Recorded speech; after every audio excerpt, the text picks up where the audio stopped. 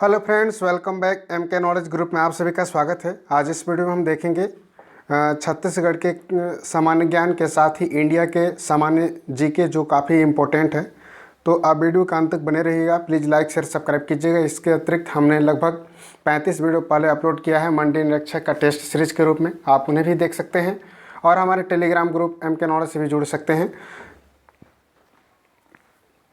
चलिए हम बात करते हैं इस टेस्ट में, देखते हैं कितने क्वेश्चन आप लोग बना पाते हैं। इसमें हमने इम्पोर्टेंट क्वेश्चन को लिया हुआ है जो कि इंडिया के जनरल जीके से है, जो कि बार बार इस प्रकार के एग्ज़ाम में पूछे जाते हैं और छत्तीसगढ़ के महत्वपूर्ण क्वेश्चनों को हमने इसमें समावेश किया है।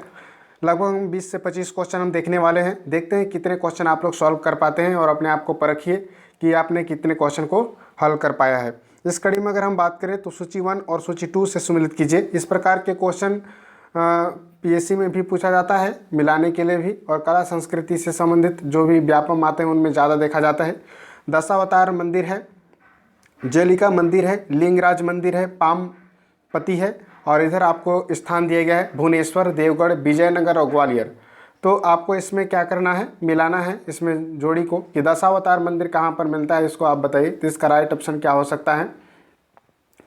जेलिका मंदिर क्या राइट आंसर क्या हो सकता है? लिंगराज मंदिर कहाँ पर स्थित है, तो इसको आपको बताना है। इसके बाद आपको बताना है पामपति मंदिर कहाँ है। चलिए हम इसका राइट ऑप्शन आपको बता रहे हैं। इसका राइट ऑप्शन हो जाएगा आपका बी नंबर, अर्थात ए का 2 हो जाएगा। दशावतार मंदिर जो है आपका कहाँ पर स्थित है, तो वह देवगढ़ में स्थित है। इसका राइट ऑप्शन क्या हो जाएगा? बी नंबर होगा। दशावतार जो मंदिर है आपका कहाँ पर स्थित है, वह देवगढ़ में स्थित है। आप लोग इसे मिलान करेंगे, देवगढ़ में स्थित है, देख लीजिए इसका मिलान करेंगे तो। और जेलिका का जो मंदिर है वह कहाँ पर स्थित है, तो ग्वालियर में स्थित है। और लिंगराज का मंदिर आपने कई बार सुना होगा, भुवनेश्वर प्रसिद्ध है लिंगराज के मंदिर के लिए, और पामपति का मंदिर है देवगढ़। यदि आपको 2 मंदिर भी याद होता तो आप बना सकते थे, क्योंकि प्राचीन भारत का जब अभिलेखीय स्रोत में आप मंदिर के बारे में पढ़ते हैं तो उसमें बताया जाता है कि दशावतार मंदिर से कई प्रकार के प्राचीन इतिहास के स्रोत मिले हुए हैं। काफ़ी फेमस है दशावतार मंदिर जो कि देवगढ़ में स्थित है। जेलिका मंदिर भी काफ़ी फेमस है ग्वालियर का, और लिंगराज मंदिर भुवनेश्वर का। पामपति का आप नहीं जानते होंगे, पर इसे भी आप आसानी से लगा सकते हैं। तो पामपति आपका विजयनगर हो जाएगा। इसका थोड़ा सा करेक्शन करेंगे, पामपति का विजयनगर होगा। ठीक है, तो आपने समझ लिया होगा। दशावतार एक बार फिर से रिविजन करा देते हैं, कई बार एग्जाम में पूछा गया है। दशावतार मंदिर है देवगढ़। जेलिका का जो मंदिर है वह आपका है 4, इसका हो जाएगा, यानी ग्वालियर है। जेलिका ग्वालियर में, लिंगराज जो है भुवनेश्वर, और पामपति है आपका विजयनगर। तो इस प्रकार से आप याद रख सकते हैं, पामपति विजयनगर स्थान पर स्थित यह मंदिर है। चलिए नेक्स्ट हम बात करते हैं, क्वेश्चन की ओर हम बढ़ रहे हैं। नेक्स्ट हमारा क्वेश्चन है, निम्नलिखित में से कौन सी जोड़ी ब्रिटिशकालीन भू राजस्व, सेटलमेंट एवं गवर्नर जनरल में सम्मिलित है? तो ये देखिए क्वेश्चन बहुत ही काफ़ी बार पूछा गया है। इसमें से ये एक साथ हमने सभी को लिया है। इसमें से आपको बताना है, जैसे कि स्थायी बंदोबस्त, इसमें समझौता लिखा है, कहीं पर आपको समझौता या सेटलमेंट दिया रहता है। स्थायी बंदोबस्त, रेतवाड़ी व्यवस्था, महलवाड़ी व्यवस्था, तालुकदारी व्यवस्था और मालगुजारी। तीन सभी व्यवस्थाओं को थोड़ा सा आप डिटेल में पढ़ने की कोशिश करेंगे। इनसे एग्जाम में जरूर पूछा जाता है, जो कि ब्रिटिशकालीन भू राजस्व की प्रणाली से संबंधित है। और कौन कौन से गवर्नर जनरल इसमें सम्मिलित हैं, केवल आपको बताना है कौन सा गवर्नर जनरल सम्मिलित है। तो इसमें आपको राइट आंसर बताना है कौन सा गवर्नर जनरल सम्मिलित है। जैसे कि स्थायी बंदोबस्त को शुरू किया था लॉर्ड कॉर्नवालिस ने, यह कथन क्या है, बिल्कुल सम्मिलित है, जबकि बाकी सभी क्या है, कथन क्या है, गलत है। तो आप लोग इसको अध्ययन करने की कोशिश करेंगे कि जो भी ब्रिटिशकालीन जो भू राजस्व व्यवस्था है उसके कौन कौन जनक रहे हैं, कहाँ कहाँ पर उनका संचालन किया गया है। जैसे स्थायी बंदोबस्त का कहाँ कहाँ चल रहा था, आपको बताने। रैयतवाड़ी व्यवस्था में कौन से क्षेत्रों को सम्मिलित किया गया था, महलवाड़ी व्यवस्था में कौन से क्षेत्रों को सम्मिलित किया गया था। आप कमेंट करके हमें बताइए कि रैयतवाड़ी व्यवस्था का जो जनक कौन थे, महलवाड़ी व्यवस्था के जनक कौन थे, तालुकदारी व्यवस्था के जनक कौन थे, और मालगुजारी जो है व्यवस्था के जनक कौन थे। इसको यदि आप नहीं बना पा रहे होंगे तो निश्चित रूप से इसका अध्ययन करेंगे। चलिए हम बात करते हैं, निम्नलिखित में से कौन सी नगद फसलें कच्चे माल के रूप में ब्रिटिश शासनकाल में भारत से निर्यात की जाती थी। तो निम्नलिखित में से कौन सी नगद फसलें कच्चे माल के रूप में ब्रिटिश शासनकाल से भारत से निर्यात किया जाता था? सभी लोग जानते होंगे, नील का, चाय का भी होता था, ठीक है। तो इस प्रकार से इसका अगर हम बात करें तो इसका राइट ऑप्शन ए नंबर होगा, यानी कि ए 1 2 3, यानी कि चाय का नहीं था, मूल रूप से भारत से निर्यात की जाती थी, तो कपास, नील और जूट का, ठीक है। तो इसका आप याद रखेंगे, ए नंबर इसका सही हो जाएगा।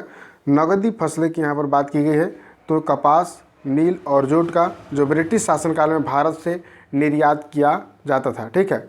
निर्यात का मतलब यह होता है कि भारत से जो भी वस्तुएं थी उनको क्या किया जाता था, विदेशों में भेजा जाता था। और आयात का मतलब यह होता है कि विदेशों के सामान को भारत में लाया जाता है, तो इसे हम आयात कहते हैं। निर्यात का मतलब यानी भेजना, ठीक है। तो कपास और नील और जूट का फसल को भेजा जाता था।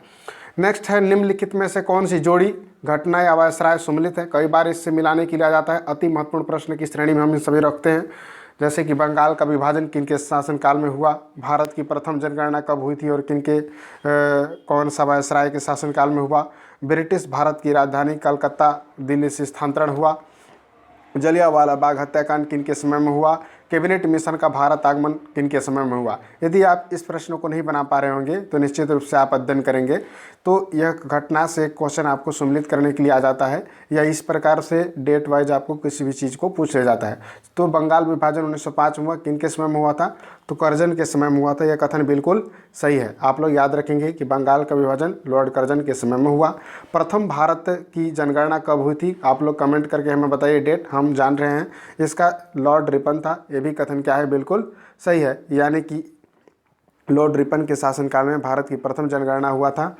और ब्रिटिश भारत की राजधानी कलकत्ता से दिल्ली स्थानांतरित हुआ था। कब हुआ था, इसका डेट आप लोग बता सकते हैं तो बताइए कि कलकत्ता से दिल्ली जो है राजधानी कब बना। पहले भारत की राजधानी कलकत्ता थी, उसके बाद स्थानांतरण कर दिया गया, नई दिल्ली को राजधानी बनाया गया। तो उस समय हॉर्डिंग द्वितीय के समय में हुआ था, वायसराय थे। ये भी कथन सही है। जलियांवाला बाग हत्याकांड कब हुआ था, कमेंट कर हमें बताइए। कई बार एग्जाम में पूछा गया है, या किसी भी प्रकार से इसमें आप याद रख सकते हैं कौन कौन महत्वपूर्ण नेता थे। जलियांवाला बाग हत्याकांड का कारण क्या था, इसके फलस्वरूप क्या कौन से आंदोलन हुए थे, तो इसका चम्सफोर्ड थे। ये भी कथन सही है। कैबिनेट मिशन भारत का आगमन कब हुआ था, और लॉर्ड लिनलिथ को, ये गलत है, याद रखिएगा। कैबिनेट मिशन का भारत आगमन कब हुआ था, इनके समय में कॉमन शाह वायसराय थे। कैबिनेट मिशन, अगर डेट आपको याद होगा तो वायसराय को आप आसानी से बता सकते हैं। कमेंट कर हमें बताइए कि कैबिनेट मिशन का भारत आगमन कब हुआ और इसके कौन वायसराय थे इसके समय में, ठीक है। कैबिनेट मिशन सभी लोग जानते होंगे, बहुत ही महान मिशन था जिसके माध्यम से हम जान सकते हैं। मुगल साम्राज्य के पतन के पश्चात निम्नलिखित में से किसने बंगाल में स्वतंत्र राज्य की स्थापना की थी, तो इसका राइट ऑप्शन आपको बताना है।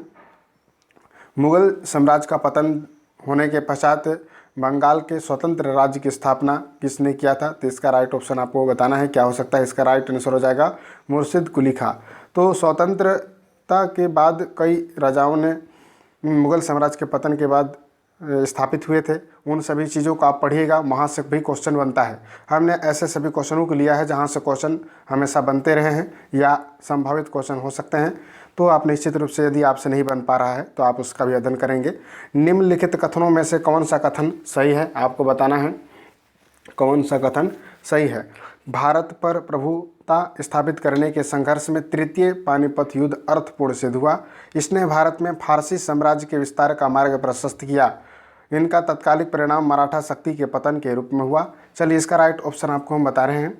इसमें ऑप्शन में दिया गया है, अब जो है CGPSC और अन्य एग्जामों का पैटर्न में काफ़ी बदलाव देखने को मिल रहा है। इसी प्रकार के कथन को माध्यम से आपको दिया जाएगा, या तो कई कथनों के साथ दिया जाएगा, या तो आपको डेट वाइज दिया जाएगा, या आपको सत्य या असत्य की घटना के आधार पर उसे जोड़ी मिलान करने की दिया जाएगा। तो आप इसी को ध्यान में रखते हुए थोड़ा सा डिटेल पढ़ने की कोशिश करेंगे। तो हम बात करते हैं, भारत पर प्रभुसत्ता स्थापित करने के संघर्ष में तृतीय पानीपत का युद्ध अर्थपूर्ण सिद्ध हुआ। यह कथन क्या है, बिल्कुल क्या है, आप लोग बताइए कमेंट करके। इसका राइट ऑप्शन क्या हो जाएगा, सही है। यानी कि भारत के जो है तृतीय पानीपत का युद्ध कब हुआ था, हमें कमेंट करके बता सकते हैं। पानीपत के युद्ध से हमेशा डेट वाइज कभी कभार पूछ लिया जाता है। प्रथम युद्ध हुआ था द्वितीय युद्ध हुआ था और तृतीय युद्ध हुआ था। मेंस में इस प्रकार के क्वेश्चन पूछा गया था कि भारत के सभी महत्वपूर्ण युद्ध जो थे पानीपत के युद्ध ही क्यों हुआ, या पानीपत के स्थान में ही युद्ध होने का क्या कारण हो सकता है। तो इस प्रकार के विचार भी आपको लिखने के लिए आ सकता है। इसने भारत में फारसी साम्राज्य के विस्तार का मार्ग प्रशस्त किया, तो ये कथन क्या है, गलत है। इसने तत्कालिक परिणाम मराठा शक्ति के पतन के स्वरूप हुआ था, ये भी कथन सही है, गलत है, गलत है। तो इसका राइट ऑप्शन केवल 1 हो जाएगा, यानी कि भारत पर प्रभुसत्ता स्थापित करने के संघर्ष में तृतीय पानीपत का युद्ध अर्थपूर्ण सिद्ध हुआ, इसका 1 मात्र सही है। ठीक है, कमेंट करके हमें बता सकते हैं कि पानीपत का प्रथम युद्ध, द्वितीय युद्ध और तृतीय युद्ध कब कब हुआ था। छत्तीसगढ़ के कलचुरी शाखा के राजा कलिंग राज, अब यहाँ से हम छत्तीसगढ़ के महत्वपूर्ण क्वेश्चन भी इसमें सम्मिलित किया हुआ है, आपको देखने को मिलेगा। जो यहाँ से क्वेश्चन बार बार पूछे जाते हैं, कलचुरी काल से हमेशा 1-2 क्वेश्चन आपको देखने को मिलता है। तो छत्तीसगढ़ के कलचुरी शाखा के राजा कलिंग राज ने अपनी प्रथम राजधानी कहाँ स्थापित की थी। ठीक है, आपको बताना है कलिंग राज जो है, कलचुरी जो है शाखा, लहुरी शाखा जो था, उसकी स्थापना छत्तीसगढ़ में किसने की थी, और कलिंग राज ने अपनी प्रथम राजधानी कहाँ स्थापित किया था। तो सभी लोग जानते हैं इसका राजधानी क्या था, तुमार था। ठीक है, इसका क्या था, तुमार था, कई बार एग्जाम में पूछा गया है। फिर इसके बाद पूछता है कि रतनपुर से कौन कौन से कलचुरियों ने शासन किया है, ये भी आप कमेंट करके हमें बता सकते हैं कि रतनपुर के राज्य किया है, कौन कौन से ऐसे कलचुरी शासक थे। 3 कलचुरी शासक थे जो रतनपुर से राज्य किया है, तो इसका भी आप उल्लेख कर सकते हैं कमेंट में। और नेक्स्ट है उदयपुर जागीर के नरेश शिवराज सिंह ने अंग्रेजी राज्य के विरुद्ध विद्रोह किया था, इस विद्रोह के लिए उन्हें किसने प्रेरित किया था। ठीक है, तो उदयपुर के जो जागीर थे एक शिवराज सिंह थे, ये जो हैं शिवराज सिंह एक अलग हैं, जो अंग्रेजी राज्य के विरुद्ध विद्रोह किया, इस विद्रोह के लिए उन्हें किसने प्रेरित किया था, नारायण सिंह, जतरा उरांव, सुरेंद्र शाह या कालेंद्र शाह। तो इसका राइट ऑप्शन आपको बताना है, इसका राइट ऑप्शन सी नंबर होगा, यानी कि सुरेंद्र शाह ने। ठीक है, इसका भी महत्वपूर्ण है, आप इसको भी पढ़ेंगे। जैसे कि सोना खान का विद्रोह, यहाँ से क्वेश्चन आपको बनता है, सोना खान का विद्रोह, और है जो है सुरेंद्र शाह का एक महान विद्रोह है, वीर नारायण सिंह का विद्रोह, उदयपुर का जागीर का विद्रोह जो शिवराज सिंह के नेतृत्व में हुआ था, और इनके सहयोग के रूप में जो प्रेरित करने का कार्य किया था वह कौन थे, सुरेंद्र शाह थे। तो आप इसको अच्छे से अध्ययन करेंगे, हर एग्जाम में यहाँ से क्वेश्चन आपको देखने को मिल रहा है। नेक्स्ट है छत्तीसगढ़ के ग्रामीण क्षेत्रों में पौनी का अर्थ क्या होता है। पौनी का अर्थ आपको बताना है, छत्तीसगढ़ के ग्रामीण क्षेत्रों में पौनी का अर्थ क्या होता है। छत्तीसगढ़ के ग्रामीण क्षेत्रों में पौनी का अर्थ क्या होता है, इसका ऑप्शन में आपको देखना है 1/3 हिस्सा या विशेष समय, विशेष सेवादार या हथियार। 1/3 हिस्सा, इसका राइट ऑप्शन क्या हो जाएगा, विशेष सेवादार। चलिए, पौनी का अर्थ होता है विशेष सेवादार, इसका राइट ऑप्शन सी नंबर होगा। आप लोग याद रखेंगे, छत्तीसगढ़ के ग्रामीण क्षेत्रों में पौनी का अर्थ क्या होता है, विशेश सेवादार। इस प्रकार से क्वेश्चन पूछने ज़्यादा है, तो आप लोग इसका भी अध्ययन करेंगे। जो छत्तीसगढ़ के मराठा कालीन शासन था, उसके बाद कलचुरी कालीन शासन के बारे में भी महत्वपूर्ण जानकारी होना चाहिए, और उनके प्रशासन के बारे में क्या क्या चीज़ें थी। मराठा शासन के बारे में आपने पढ़ा होगा, उनके शासन के बारे में कौन कौन से कर थे, उन सभी चीज़ें से क्वेश्चन पूछता है, तो इसका भी अध्ययन करेंगे। बस्तर के परलकोट के किस जमींदार ने 1824 में ब्रिटिश सत्ता के विरुद्ध विद्रोह किया। कहीं पर 24-25 दिया रहता है, तो परलकोट, आप लोग कोट से क्रिकेट हमने बताया था, कई बार एग्जाम में पूछा गया है, तो गेंद सिंह। ठीक है, तो इस प्रकार से 1824-25 में हुआ था। परलकोट का विद्रोह का कारण आप लोग बता सकते हैं, परलकोट का विद्रोह होने का कारण क्या है। परलकोट विद्रोह में धावड़ा वृक्ष का प्रयोग भी किया गया था, तो यह भी पूछा जाता है, तो इसका आप हमें बता सकते हैं। और ये भी बताइए कि परलकोट की विद्रोह हुआ था उस समय राजा कौन थे। अपने मन में आप बता सकते हैं, यदि कमेंट नहीं करना है तो आप लोग याद रख सकते हैं कि परलकोट की विद्रोह के समय किसका राजा का शासन था। ऐसा भी कई बार क्वेश्चन आपको देखने को मिलता है। एक क्वेश्चन आप लोग बता सकते हैं, भोपालपट्टनम का संघर्ष कब हुआ था, डेट वाइज हमें कमेंट करके बता सकते हैं। ठीक है, और क्यों हुआ था ये भी बताना है। छत्तीसगढ़ की रियासतों के विलीनीकरण के समय बस्तर राज्य के किस शासक ने समझौते पर हस्ताक्षर किया था। बहुत ही अच्छा क्वेश्चन है। बस्तर राज्य का जो है, बस्तर राज्य, उसके बारे में यहाँ पर पूछा गया है। तो सभी लोग जानते होंगे कलचुरी कालीन सबसे लास्ट का जो राजा था अगर माना जाए तो परवीर चंद्र भजदेव कह सकते हैं। इसका राइट ऑप्शन आपका हो जाएगा। छत्तीसगढ़ की किस रियासतों ने विलीनीकरण के समय बस्तर राज्य ने किस शासन के समझौते पर हस्ताक्षर किया, तो इनका क्या नाम आएगा आपका 11 का बी नंबर, परवीर चंद्र भजदेव। परवीर चंद्र भजदेव के माध्यम से ही छत्तीसगढ़ के बस्तर जो रियासत था, सबसे बड़ा रियासत था, बस्तर रियासत को छत्तीसगढ़ में क्या कर दिया, भारत में क्या कर देगा, उसके समझौते पर हस्ताक्षर कर दिया, यानी कि विलीनीकरण कर दिया गया।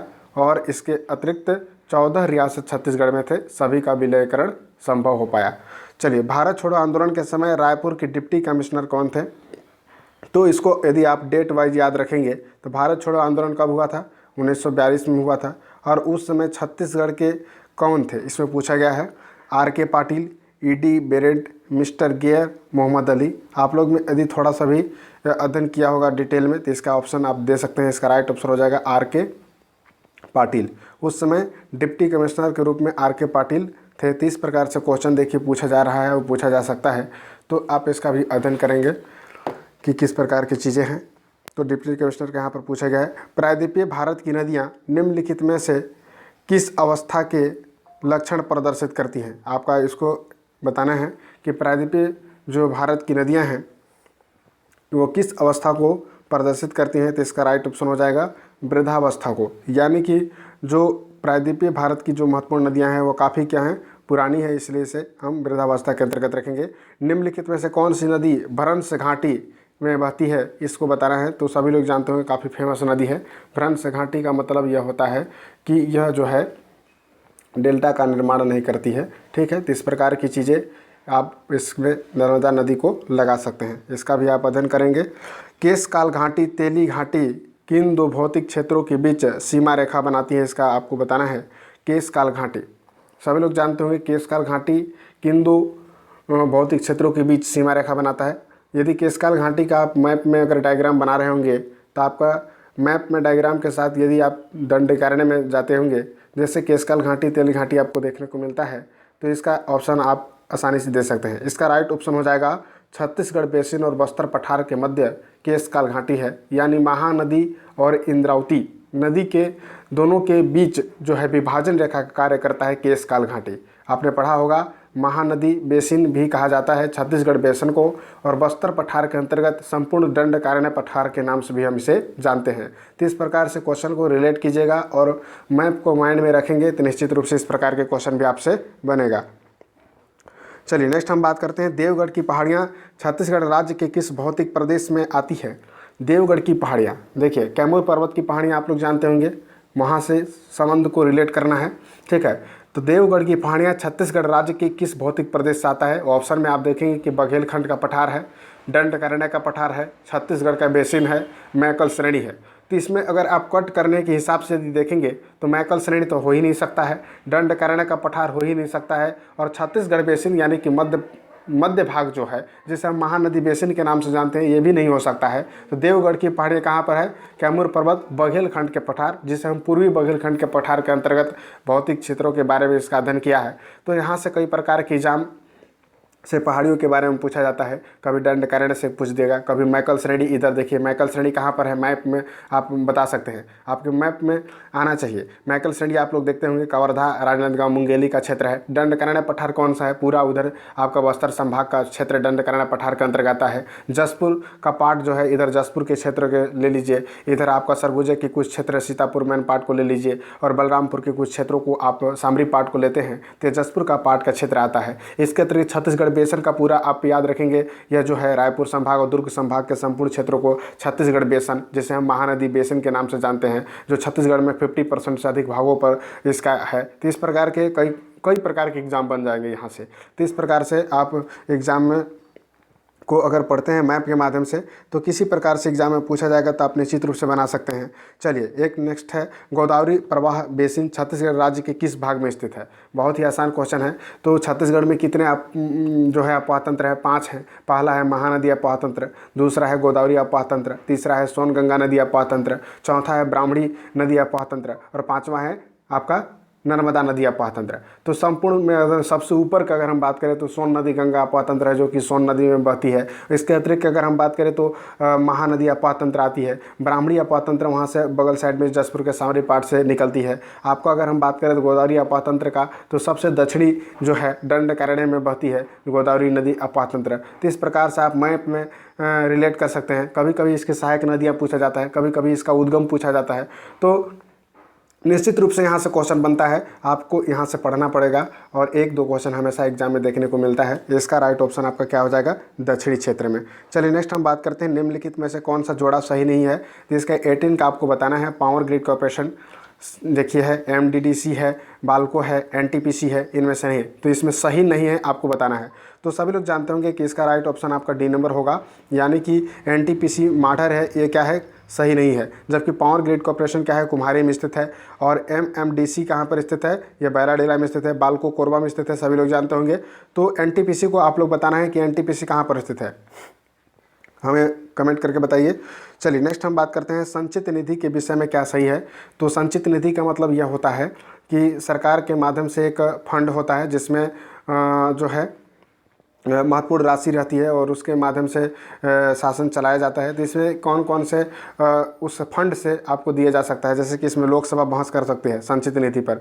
तो इसमें आपको बताना है कि इनमें से कोई नहीं सही नहीं है, ठीक है। यानी संचित निधि के विषय में क्या सही नहीं है, तो इनमें से कोई सही नहीं है। इसका राइट ऑप्शन हो जाएगा ई नंबर, यानी 19 का आपका राइट आंसर सी नंबर होगा, ई नंबर नहीं होगा, सी नंबर होगा, ठीक है। संचित निधि के विषय में क्या सही नहीं है, तो इसका देखिए दूसरा सही है। लोकसभा बहस कर सकती है, गलत है, लोकसभा बहस नहीं कर सकती है।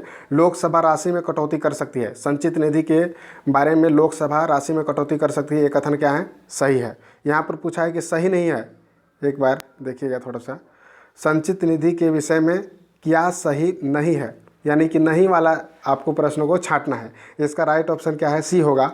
तो देखिए लोकसभा बहस कर सकती है, ये कथन क्या है, बिल्कुल सही है। यानी कि संचित निधि के विषय में यह क्या है, बिल्कुल सही है। देखिए यहाँ पर हम करेक्ट का निशान लगा रहे हैं, आप आसानी से इसे समझने की कोशिश करेंगे। आपका प्रश्नों को अच्छे से पढ़ेंगे। क्या पूछा है, संचित निधि के विषय में क्या सही नहीं है, यानी नहीं वाले चीज़ को छांटना है। तो आपको देखिए लोकसभा बहस कर सकती है, ये कथन बिल्कुल क्या है, सही है। देखिए लोकसभा जो है राशि में कटौती कर सकती है, कटौती कर सकती है, तो ये कथन क्या है, गलत है, नहीं कर सकती है। लोकसभा इस पर मतदान कर सकती है, तो ये भी कथन क्या है, सही नहीं है। ये कथन क्या है, सही नहीं है। यानी कि संचित निधि पर लोकसभा मतदान पर कटौती नहीं कर सकती है। राज्यसभा बजट पर बहस कर सकती है, तो ये क्या है, ये कथन सही है। राज्यसभा बजट पर बहस कर सकती है। राज्यसभा राशि में कटौती कर सकती है, तो ये भी कटौती नहीं कर सकता है, ठीक है। राज्यसभा इस पर मतदान कर सकती है, तो ये भी कथन क्या है, गलत कथन है। तो इसमें गलत कथन है, इसमें पूछना था, सही बताना था कि सही नहीं है। कौन कौन से ऐसे कथन है जो सही नहीं है, तो इसमें आ जाएगा दूसरा, तीसरा और पाँचवा और छठवां, ये सब सही नहीं है। जबकि इसमें देखिए पहला और चौथा, ठीक है, पहला और चौथा क्या है, सही है। यानी कि संचित निधि में लोकसभा में बहस कर सकती है और संचित निधि जो है राज्यसभा बजट पर बहस भी कर सकता है, लेकिन लोकसभा इसमें कटौती नहीं कर सकता, लोकसभा इस पर मतदान भी नहीं कर सकता, ठीक है, और राज्यसभा इस पर मतदान नहीं कर सकता, ठीक है। तो इस प्रकार की चीज़ें आपको ध्यान में रखना है। कई बार इस प्रकार के घुमाकर क्वेश्चन पूछा जाता है या नहीं है कि नहीं है। तो इस प्रकार की चीज़ों को आप आसानी से नहीं बना सकते हैं, थोड़ा सा धैर्य के साथ इसको बनाना होता है। नेक्स्ट हम बात करते हैं निम्नलिखित में से कौन से अपने पद की शपथ नहीं लेता है, अपने पद की शपथ नहीं लेता है। सभी लोग जानते होंगे महत्वपूर्ण रूप से कौन कौन ऐसे लोग हैं जो अपने पद की शपथ नहीं लेते हैं। इसका राइट ऑप्शन हम बता रहे हैं आपको, ठीक है। आप लोग जानते होंगे स्पीकर, स्पीकर को क्या कौन कौन जानते हैं, इसका राइट ऑप्शन आपको बताना है। स्पीकर को सभी लोग जानते होंगे, ठीक है, और राज्यसभा का सभापति को जानते होंगे, ठीक है। तो राज्यसभा का सभापति कौन होता है, उपराष्ट्रपति होता है। तो वह उपराष्ट्रपति के रूप में एक बार शपथ ले लिया होता है। यदि वह उपराष्ट्रपति के रूप में एक बार शपथ ले लिया है तो वह पदेन सभापति होने के रूप में राज्यसभा में वो अलग से शपथ नहीं लेता है। दूसरा इसमें होता है स्पीकर का, स्पीकर भी अपने पद की शपथ नहीं लेता है। क्यों नहीं लेता है, क्योंकि स्पीकर भी जो होता है वह लोकसभा के सदस्य होने के रूप में वह शपथ ले लिया होता है, ठीक है। लोकसभा के सदस्य होने के रूप में वह शपथ ले लिया है, इसलिए वह स्पीकर का अलग से शपथ नहीं लेता है। तो इसमें पूछा गया है कि अपने पद की शपथ कौन नहीं लेता है, तो उपराष्ट्रपति यानी कि जो है राज्यसभा का सभापति और स्पीकर, ऐसे दो लोग हैं जो अपने पद की कभी शपथ नहीं लेता है। तो इस प्रकार के एग्जाम में महत्वपूर्ण प्रश्न बन सकते हैं, यहाँ से आप रिलेट करके पढ़ सकते हैं। फिर मिलते हैं किसी नेक्स्ट वीडियो में, और हमारे टेलीग्राम ग्रुप MK नॉलेज से जुड़ सकते हैं, ठीक है। जय हिंद, जय भारत।